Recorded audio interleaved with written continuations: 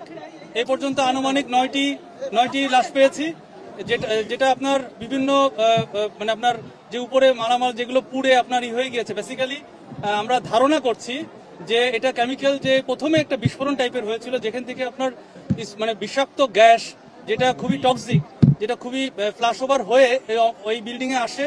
আমরা ধারণা করছি কিন্তু বিষয়টা যে এটা ইনহেল করে তাৎক্ষণিক ইনারা হয়তো মৃত্যুবরণ করেছেন আমরা ধারণা করছি, এবং এই কারণে ওনারা হয়তো সরতে পারেননি। বাট অনেকেই আমরা যখন আসছিলাম, আমাদের অন্যান্য ফায়ার ফাইটার যারা ফার্স্ট রেসপন্ডার, তাদের থেকে আমরা যখন শুনলাম যে তারা অনেকেই চলে যেতে পেরেছে, বাট ইনারা হয়তো টক্সিক গ্যাস ইনহেল করেই ওখানে আপনার মৃত্যুবরণ করেছে বলে আমরা ধারণা করছি।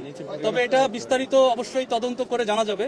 তবে আমরা এই পর্যন্ত 9টি লাশ পেয়েছি। তবে আমাদের সার্চিং অপারেশন এখনো চলমান রয়েছে, এবং একই সাথে আমাদের পাশে যেই কেমিক্যাল গোডাউনটি রয়েছে, আমি এইমাত্র দেখে আসলাম যে এটা এখনো ভিতরের দিকে আগুন জ্বলছে।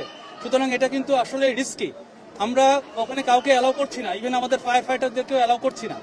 আমরা সর্বোচ্চ প্রযুক্তি যেগুলো লুপ 60, গ্রাউন্ড মনিটর, যেগুলো মানে হিউম্যানলেস যেসব টেকনোলজি রয়েছে সেসব প্রযুক্তি দিয়ে এবং ড্রোন দিয়ে এই সমস্ত কার্যক্রম করছি।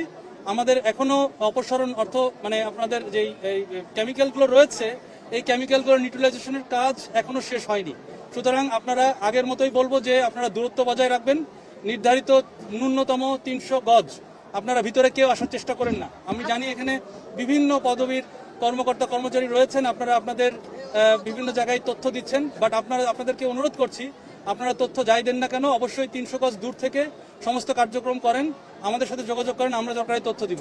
কিন্তু এই মুহূর্তে কোনো সাংবাদিক ভাই বোন অথবা কেউই, মানে কোনো কর্মকর্তা যে লেভেলেরই হন না কেন, আইন শৃঙ্খলা রক্ষাকারী বাহিনীর সহ সকলকে অনুরোধ করব আপনারা নির্ধারিত দূরত্ব বজায় রাখবেন। আমি আবারও বলছি, আমাদের কেমিক্যাল গোডাউনে, এখানে যে কেমিক্যাল গোডাউনটা রয়েছে এর ভিতরে এখনো ফ্লেম রয়েছে, আপনারা দেখতে পাবেন যে উপরে ধোঁয়া বেরোচ্ছে, এবং পাশে যেই গার্মেন্টসটি রয়েছে এই গার্মেন্টসে এখনো আপনার হালকা ধোঁয়া রয়েছে, তবে এখন কোনো ফ্লেম নাই, কিন্তু কেমিক্যাল গোডাউনে ফ্লেম রয়েছে। সুতরাং এটা একটা বিপজ্জনক। আগুনের সূত্রপাত কি এখন পর্যন্ত জানা যায়নি, কারণ আমরা যখন এসে দেখেছি ফার্স্ট রেসপন্ডার ওনারা 2 সাইডে আগুন দেখেছেন, কেমিক্যাল গোডাউনেও দেখেছেন, আবার আপনার গার্মেন্টসেও দেখেছেন। সুতরাং আমরা 2 এবং 3 তলায় আমরা লাশ পেয়েছি, তবে এখনো সার্চিং অপারেশন চলমান।